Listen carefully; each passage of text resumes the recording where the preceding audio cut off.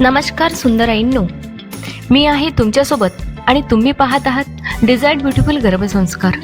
आज आपण बोलणार आहोत एका खूप सुंदर पण आजकाल कमी ऐकायला येणाऱ्या परंपरेबद्दल, म्हणजे चोरोटी. चोरोटी म्हणजे नेमकं काय? तर आपल्या भारतीय संस्कृतीत गरोदरपण फक्त एक शारीरिक अवस्था नसून ती एक पवित्र आणि आनंदाची सुरुवात मानली जाते. पहिल्या 3 महिन्यापर्यंत सहसा ही गोड बातमी फार कमी लोकांना सांगितली जाते, कारण या काळात बाळाचे महत्त्वाचे अवयव तयार होत असतात आणि मिसकॅरेजचा धोका तुलनेने जास्त असतो. म्हणूनच 3 महिने पूर्ण झाल्यावर अगदी साध्या पद्धतीने घरातल्या घरात एक छोटा विधी केला जातो, त्यालाच म्हणतात चोरोटी. गोड बातमी हळूच येते, घरात आनंद फुलतो. 3 महिने जपून ठेवलेले आज प्रेमाने उलगडतं. चोरोटी का म्हणतात? चोर म्हणजे लपून किंवा शांतपणे. ही ओटी मोठ्या थाटामाटात नाही भरली जात, फक्त जवळच्या कुटुंबियांच्या उपस्थितीत अगदी साध्या पद्धतीने हा छोटासा आनंद साजरा केला जातो. म्हणजेच ही बातमी आता सुरक्षित आहे, पण अजूनही मोठ्या प्रमाणावर जाहीर केली जात नाही, म्हणून चोरोटी.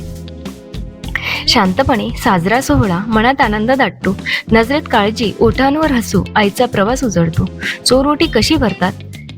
चोरोटी काही भागांनुसार पद्धती बदलतात, पण साधारणपणे गरोदर स्त्रीला पाटावर बसवतात. तिच्या ओटीत हळद, कुंकू, फळे, नारळ, सुपारी ठेवतात. साडी किंवा चोळीतीच देतात.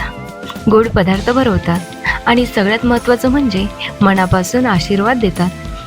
आई आणि बाळ निरोगी राहो. ओटीत भरले आशीर्वाद, हळद कुंकवाचा सुवास, आईच्या कुशीत वाढणारं स्वप्न, घरभर आनंद खास. यामागचा खरा अर्थ काय? तर ही फक्त एक परंपरा नाही, ही आहे भावनिक आधाराची सुरुवात. पहिले 3 महिने थोडे तणावाचे असू शकतात. शारीरिक बदल, उलट्या, थकवा. अशा वेळी कुटुंबांचा हा छोटासा आधार आईसाठी खूप महत्त्वाचा आणि मोठा असतो. ही चोरोटी म्हणजे आम्ही तुझ्यासोबत आहोत, असं आपण तिला सांगतो. आईच्या डोळ्यात आशा नवी, मनात धैर्य दाटते. कुटुंबाच्या या प्रेमामुळे प्रत्येक भीती हळूच पडते. आजच्या काळात चोरोटी करावी का, हा पूर्णपणे तुमचा वैयक्तिक निर्णय आहे. आजकाल डॉक्टर 12 आठवड्यांच्या स्कॅननंतर सुरक्षित वाटल्यावर बातमी शेअर करण्याचा सल्ला देतात. पण परंपरा जपायची की नाही हे प्रत्येक कुटुंबाने ठरवायचं असतं. महत्त्वाचं काय? आई आणि बाळ दोघेही सुरक्षित आणि आनंदी असणं हे सर्वात महत्त्वाचं. परंपरा असो वा नसो, भावना मात्र खरी. आई बाळ सुखी राहो हीच प्रार्थना सारी.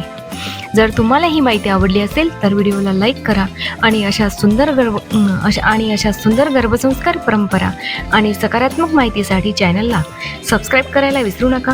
तुमचे काही अनुभव असतील चोरोटीबद्दल तर कमेंटमध्ये नक्की लिहा. पुन्हा भेटूया एका नवीन आणि सुंदर विषयासोबत. नमस्कार.